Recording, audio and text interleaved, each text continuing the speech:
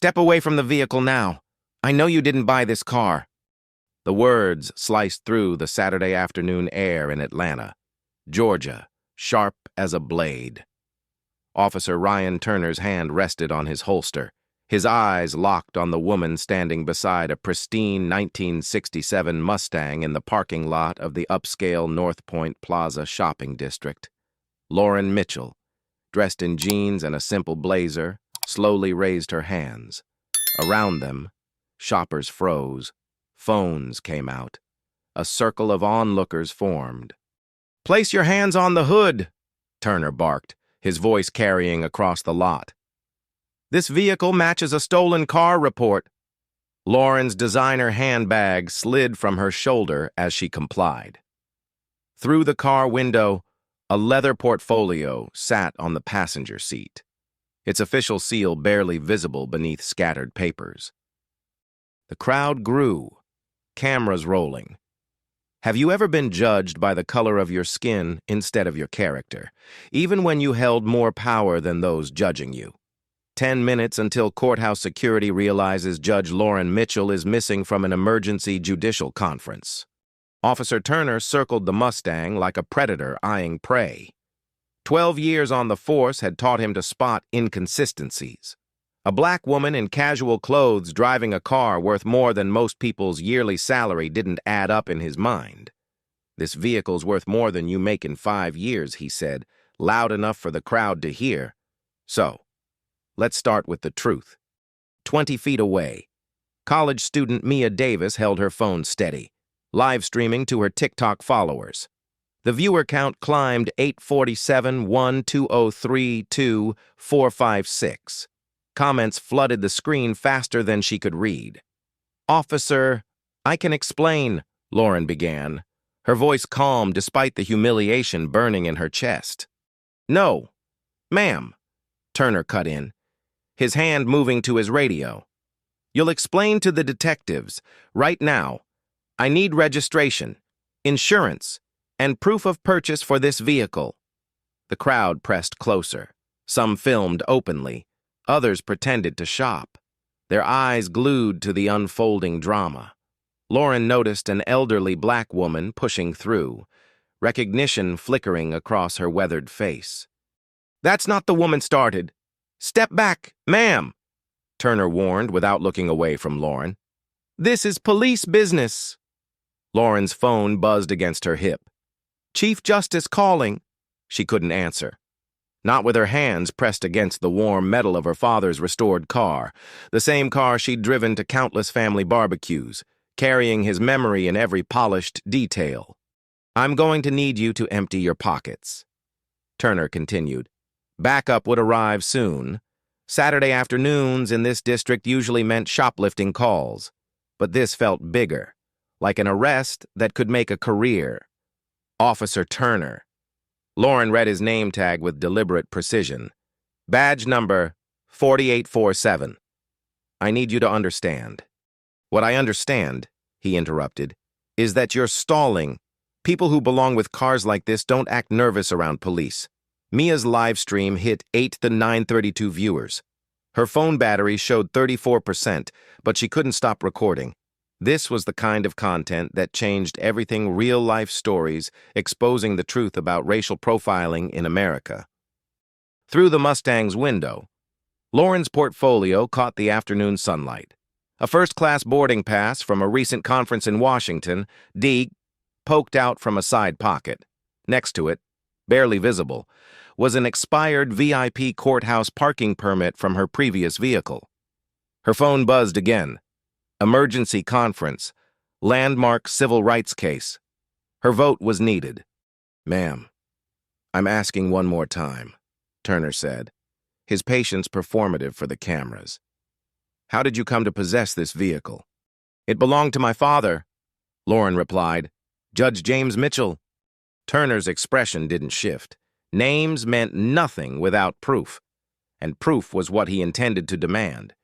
"Anyone can claim anything." "I need documentation." The crowd murmured. Someone whispered, "Judge Mitchell." Heads turned. The elderly woman tried again to step forward, but bystanders held her back, wary of escalating things. "Officer!" A mall security guard approached, his radio crackling. "Is everything under control here?" "Just processing a potential vehicle theft," Turner replied. "Calling for backup to assist with the search." Search. The word hit the crowd like a spark. Phones emerged from purses and pockets. The circle widened but tightened, as if everyone sensed they were witnessing something significant. Lauren's briefcase sat in the back seat, its state Supreme Court seal facing away from the windows. Inside were documents that could end this humiliation instantly, but reaching for them now would only heighten Turner's suspicions. Her phone buzzed a third time. She closed her eyes briefly, calculating. 10 minutes until her absence became a crisis. 10 minutes until a crucial vote on police accountability measures proceeded without the swing judge. The irony wasn't lost on her. Backups en route. Turner announced into his radio, requesting a supervisor for potential vehicle recovery. Mia's live stream hit 12,847 viewers. Comments exploded across her screen. "This is disgusting. Why won't someone help her? Where is this happening? Someone called the news." The elderly woman, Evelyn Carter, broke free from the crowd. "Officer, that woman is..." "Final warning. Step back or you'll be arrested for interfering with police business." Turner snapped. Lauren watched Evelyn retreat, defeat in her eyes. Everyone who might recognize her courthouse staff, fellow attorneys, legal clerks was either at the emergency conference or avoiding weekend shopping. She was alone, surrounded by strangers whose phones captured every humiliating second. Turner keyed his radio again. Unit 47 requesting additional backup for vehicle search. Suspect is non-compliant, and the crowd is growing hostile. Non-compliant. Hostile. The words would shape his report, framing the narrative before truth could surface. Lauren understood the power of language, how it could turn a victim into a perpetrator with careful wording. The air in the North Point Plaza parking lot crackled with tension as Officer Ryan Turner's radio crackled back, confirming backup was seconds away. The crowd's murmurs grew louder, phones still raised, capturing every moment of Lauren Mitchell standing with her hands on the hood of her father's 1967 Mustang. Mia Davis's live stream surged past 15,000 viewers, the comments a blur of outrage and disbelief. The elderly Evelyn Carter, her face etched with decades of courthouse wisdom, pushed forward again, undeterred by Turner's earlier warning. "Officer, you're making a mistake," she called out, her voice steady. "That's Judge Lauren Mitchell." Turner spun toward her, his patience fraying. "Ma'am," I said, "step back, or you're under arrest for obstruction." Evelyn didn't budge, her eyes blazing. "I worked in the courthouse for 40 years. I know Judge Mitchell when I see her." The crowd stirred, whispers rippling. Judge Mitchell. The one from the news. Mia's camera zoomed in, her voice trembling as she narrated, "Y'all, this lady says she's a judge. This is about to get wild." Lauren's phone buzzed again, Chief Justice calling, the fourth time. She kept her hands steady on the hood, her voice calm but edged with authority. "Officer Turner, I'm going to reach for my identification. You can watch my hands. This doesn't need to escalate further." Turner's hand tightened on his radio. "No sudden moves." "Ma'am, you're not reaching for anything until we clear this." His tone was sharp, performative for the growing crowd. Sirens wailed in the distance, closing in.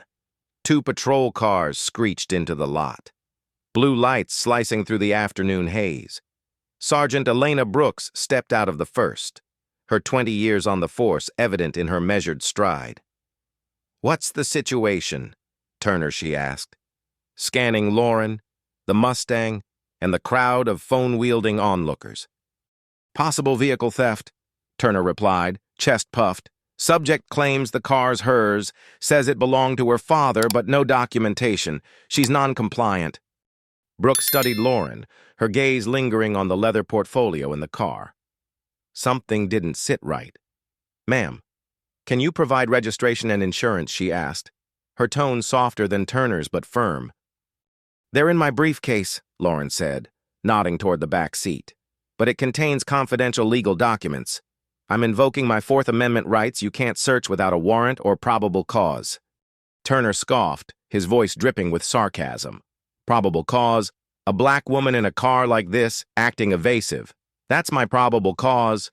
The crowd gasped. Mia's live stream exploded to 25,000 viewers. Comments flooding. Did he just say that? This is straight-up racism?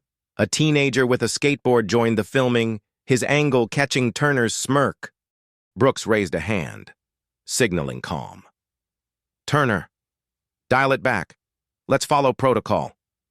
But Turner doubled down, leaning closer to Lauren. You think you can throw around legal jargon to get out of this?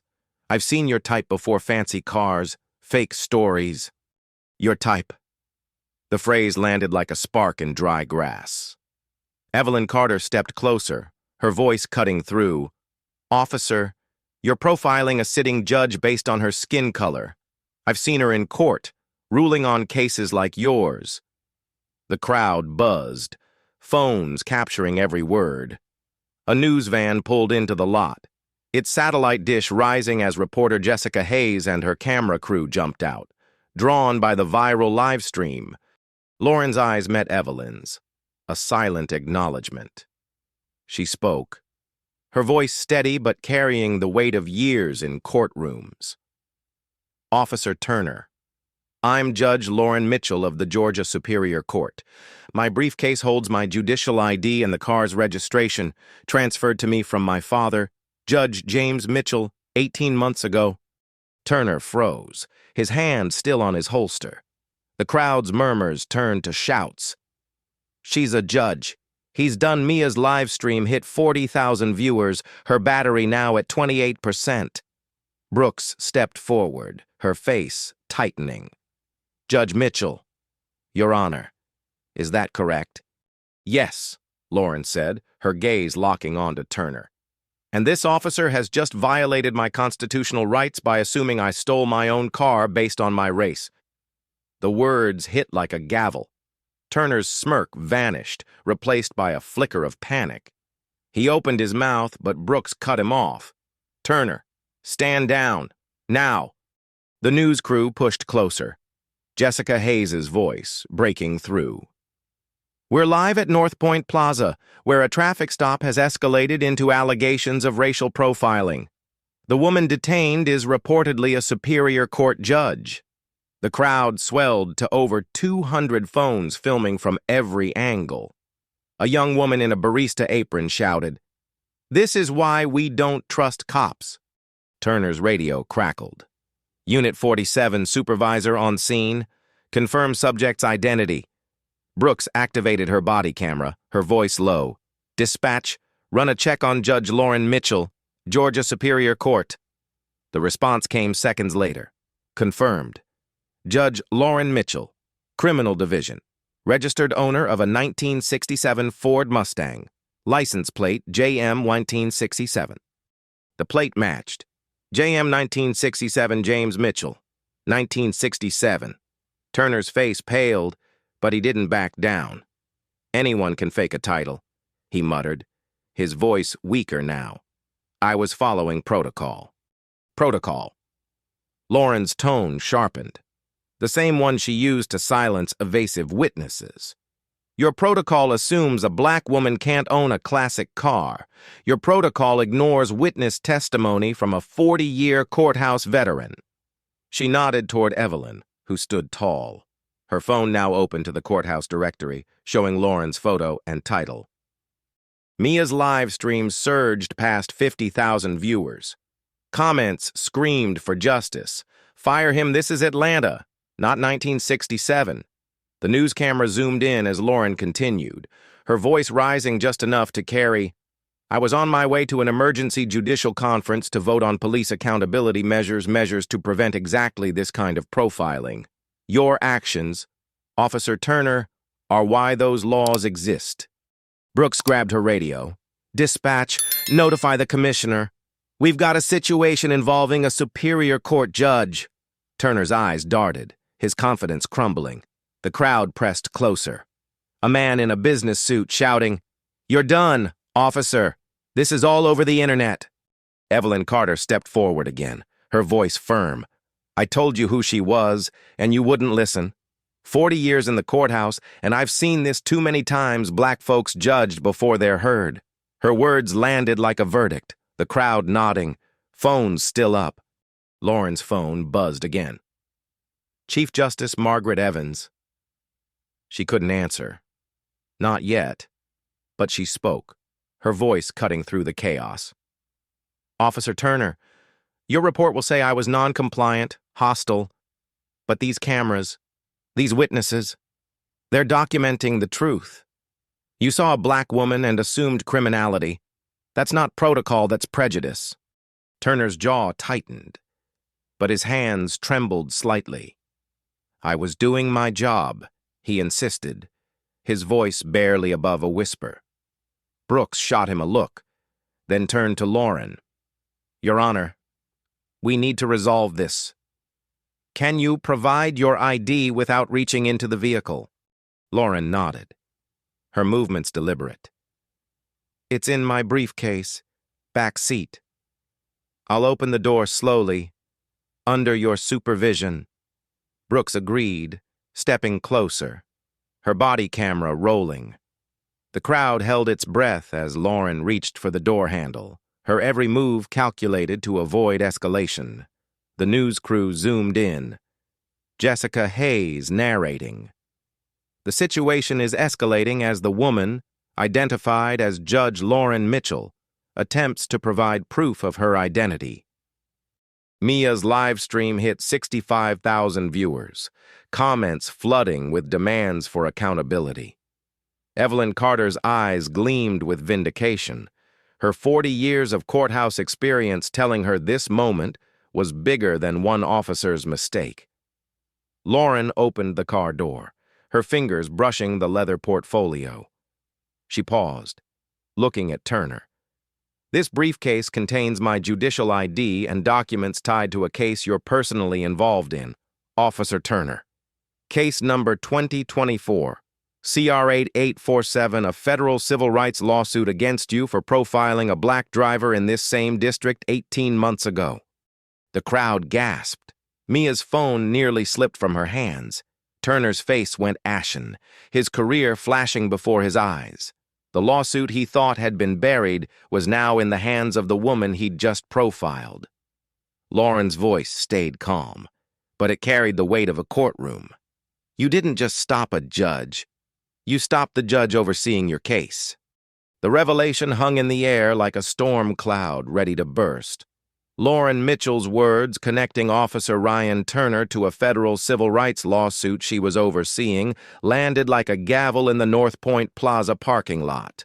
Mia Davis's live stream soared past 80,000 viewers, the comments a torrent of shock and fury. The crowd, now over 250 strong, pressed closer, phones capturing every second. Turner stood frozen, his handcuffs dangling uselessly, his face drained of color. The news crew, led by Jessica Hayes, zoomed in, her voice steady but urgent. "We're live in Atlanta, where Judge Lauren Mitchell has just revealed that Officer Turner, who accused her of stealing her own car, is a defendant in a case she presides over." Sergeant Elena Brooks stepped between Lauren and Turner, her body camera still rolling. "Your Honor," she said, her tone careful, "we'll need to de-escalate this immediately. Can you confirm the case number?" Lauren opened her leather portfolio with a deliberate snap, pulling out a judicial ID and a document marked with the seal of the Georgia Superior Court. "Case number 2024, CR 8847, she said, holding the ID for all to see. Officer Ryan Turner is named in a federal lawsuit for profiling a black driver in this same shopping district 18 months ago. The plaintiff, Angela Carter, alleged identical assumptions, race-based suspicion with no evidence. I'm the presiding judge. The crowd erupted, not in chaos, but in stunned recognition. Evelyn Carter, the elderly courthouse veteran, clapped her hands, her voice rising. I told you, officer 40 years in that courthouse, and I knew she was Judge Mitchell. Mia's live stream hit 95,000 viewers, her battery at 22%. But she kept filming, whispering, "This is history. Y'all!" Comments screamed, "He's done justice for Judge Mitchell." Turner's voice cracked, barely audible. Your Honor, I didn't know. I was following protocol. Lauren's eyebrows rose, her courtroom demeanor taking over. Protocol. You assumed I stole my father's car because I'm black. You ignored a witness with 40 years of courthouse experience. You threatened to arrest me for exercising my Fourth Amendment rights. That's not protocol, it's prejudice. Brooks grabbed her radio. Dispatch. Notify Commissioner Reynolds. We have a critical incident involving Judge Lauren Mitchell. The response was immediate. Commissioner en route. All units stand by. The news crew pushed closer, Jessica Hayes' voice cutting through. This encounter raises serious questions about racial profiling in Atlanta's police department. A man in a suit, a local attorney who'd paused his shopping, shouted, "This is why we need reform. You can't profile a judge like this." A teenager with a skateboard added, "It's all online now. Officer, the whole world's watching." The live stream comments exploded. Fire him. This is bigger than one cop. Lauren held up a hand, silencing the crowd with the authority she wielded in court. Officer Turner, your actions today reflect a pattern. Your file shows 18 excessive force complaints and 2 settled lawsuits, costing the city $312,000. I know this because I chair the Judicial Committee on Police Accountability. I review your department's data quarterly. Turner's knees buckled slightly, his career unraveling in real time. The crowd leaned in, sensing the tide turning. Evelyn stepped forward, her voice unwavering. I tried to tell you, officer, you saw a black woman and assumed she didn't belong. I've seen this for decades, people like Judge Mitchell judged before they're heard. Lauren nodded at Evelyn, then turned to the cameras. This isn't just about me. It's about every black driver stopped without cause. Every person humiliated because of assumptions. Today, you profiled the wrong woman. She pulled a digital recorder from her blazer pocket. I've documented this entire encounter, as is my right under Georgia law. This will be evidence in a federal investigation. Turner's face went white. You were recording. Every word, Lauren said, her voice steady, including your statement that a black woman in a car like this is probable cause. That's a direct violation of California Penal Code Section 135 and 42 U.S.C. Section 1983. The crowd murmured, the legal weight sinking in. Mia's live stream hit 110,000 viewers. National news outlets now picking up the feed. Brooks intervened, her voice urgent. Your Honor, what can we do to resolve this? Lauren's gaze didn't waver. You're asking a judge to negotiate her own civil rights violation. That's not how justice works. She turned to the crowd, her voice carrying to the cameras. This incident is a case study in systemic failure. Black drivers in this county are 31% more likely to be stopped and 44% more likely to be searched, despite being 26% less likely to carry contraband. Officer Turner's actions prove why reform is urgent. The mall security supervisor, Carlos Rivera, approached, his phone on speaker with the corporate attorney. Judge Mitchell, North Point Plaza regrets this incident. We're prepared to cooperate with any investigation. Cooperation means action, Lauren replied. Your security allowed discriminatory policing on your property. Under Georgia law, you're liable for failing to prevent civil rights violations. She produced a legal brief from her briefcase. This outlines premises liability under Section 51.7. Your policies need an overhaul. Commissioner Daniel Reynolds arrived, his SUV screeching to a stop. His mother, Evelyn Carter, stood vindicated in the crowd, her 40 years of courthouse experience now a beacon. "Judge Mitchell," he said, approaching with respect, "I apologize for this violation of your rights. This is unacceptable." "Commissioner," Lauren replied, "apologies are noted, but accountability is required. Officer Turner's record shows a pattern: 18 complaints, 2 lawsuits. Your department's insurance has paid $847,000 in settlements over 3 years. This isn't one officer, it's a system." The commissioner's jaw tightened. "What remedies are you seeking?" "Your Honor." Lauren closed her briefcase, her decision clear. Officer Turner has 3 options, and his choice will shape this department's future. The crowd fell silent. 130,000 live stream viewers holding their breath. Option 1, immediate suspension. Federal investigation under 42 U.S.C., Section 1983, potential criminal charges, and termination. This protects his due process, but acknowledges his actions' severity. Turner swayed, the weight of prison time and lost pensions hitting hard. Lauren continued. Option 2, voluntary demotion. 200 hours of bias training, and testimony before the state legislature on racial profiling's dangers. You become a case study for reform, a chance for redemption through accountability. The crowd murmured, "Second chance is rare in such cases. Option 3, immediate retirement with full benefits. But you forfeit any future role in law enforcement. You avoid prosecution, but your time in uniform ends today." Commissioner Reynolds nodded, understanding the stakes. Option 1 meant federal scrutiny. Option 2 offered reform but risked backlash. Option 3 removed Turner quietly but protected the department. "Officer Turner," Lauren said, her voice commanding silence, "you have 60 seconds to choose. Your decision is binding." The countdown began. Turner stared at the handcuffs in his hand, meant for a judge he'd profiled. His 18 complaints, his lawsuits, his assumptions all led to this. Brooks placed a hand on his shoulder. "Ryan, think about your family." Mia's live stream hit 140,000 viewers, comments slowing as the world waited. Evelyn smiled, her decades of courthouse wisdom vindicated. 30 seconds, Lauren announced. Turner's career, his future, hung in the balance. "I choose option 2, he said, voice breaking, demotion, training, testimony. I was wrong." The crowd buzzed, surprised but approving. Lauren nodded, her approval measured.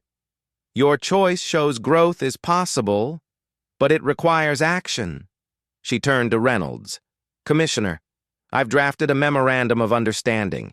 It mandates body cameras for all traffic stops, quarterly bias training, civilian oversight boards with subpoena power, and public data on stop demographics. These reforms start within 90 days. Reynolds took the document, nodding. "I'll oversee implementation personally." "Your Honor." Lauren handed copies to Jessica Hayes and Mia for the live stream audience. "These measures aren't punishment, they're progress. They protect communities and officers alike." The news crew broadcasted the resolution live, the story trending nationally. Lauren addressed the cameras. "This parking lot is now a classroom for change. Officer Turner's testimony will train thousands. This Mustang, my father's legacy, will remind us that justice through education endures." The crowd began to disperse, transformed. Mia ended her live stream, now at 150,000 viewers, her scholarship dreams within reach. Evelyn approached Lauren, her voice soft. "Your father, Judge James, would be proud." Lauren's eyes glistened. but her resolve held. Mrs. Carter. He taught me that dignity outlasts prejudice. Today, we proved it. Lauren climbed into the Mustang, the engine roaring to life. As she drove toward the courthouse, the crowd parted. Phones still raised not for scandal, but for history. The reforms would ripple. Turner's career forever changed. And a judge's quiet strength had turned humiliation into a movement. Thank you for following this story. Where are you watching from? Let us know in the comments below. If you'd like more inspiring stories about justice and resilience, don't forget to subscribe to our channel. We'll be back tomorrow with another must-see story you won't want to miss.